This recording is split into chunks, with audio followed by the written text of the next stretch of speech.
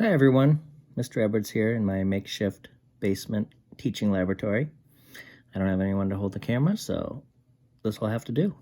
I'm going to show you a couple things you can do today at home to practice counting and writing numbers. Here we go. First one is called Play-Doh numbers. And what you do, you just need some Play-Doh at home, or if you don't have Play-Doh, I suppose you could make dough in the kitchen. And what you're gonna do is just take a little bit, you don't need much at all. And your child is gonna rub the Play-Doh so it makes a long line. And then with this line, with these lines you can make the numbers like so. So I didn't need that much, so I had to take off some. So I made a number 1. And then at the bottom of my papers, which you could make as well, is I have a 10 frame, so I made the number 1. So I'm gonna take and make one ball to identify the number 1. I'm all done with this one. And then I'll move on to number 2. And I still have some Play-Doh up in this line, so let's see. Did I make a 2? No, I made some kind of hook. I'm missing the bottom line, so I need a little extra to add to make a 2. And then remember what I'm gonna do down here? How many balls am I gonna make? I'm gonna make 2 balls. 1 and 2. And so on and so forth. I have all the numbers here to 10. Now you probably don't have these nice numbers laminated with 10 frames at your house. And you don't need them laminated. You could just write them down, make them for your child. You can add the 10 frame if you want. They don't need it. If your child is beyond numbers to 10, you could tell them a number like 32. And if they know what a 32 looks like, they can just make it right on a table.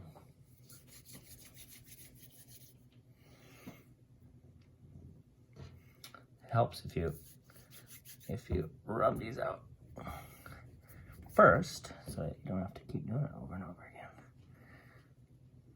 All right, I have a 3. Is that 32? Oh, you can't see it, sorry. I have a 3. I'm trying to make 32. So I need a 3 and ran out of Play-Doh, so this will have to do. What's the best 2 I can make right now? 32. And then you could have them count to 32. If you have objects, you could have them put 32 objects out. So this is one thing you can do at home to practice making numbers and counting to identify. Another thing you can do, very similar, if you have shaving cream at home, you can put it on a surface, spread it out, and it's basically reusable paper. So you could do the same activity. You could say, I make a 1. When I make a 1, I want to start at the top. It's very important when you're at home with your child and they're making numbers. There's 1, and I made 1 dot. At home, when you guys are making your numbers, you always want to start at the top, okay? Even when I make a 2, I do the curve first, and then I put my line. 2, and then I'm gonna do 1, 2 to show 2. And you could do this again with higher numbers. If you want to tell your child to write the number 54, and they know it starts with a 5 and a 4. See how I started at the top of both those numbers? I made a 54.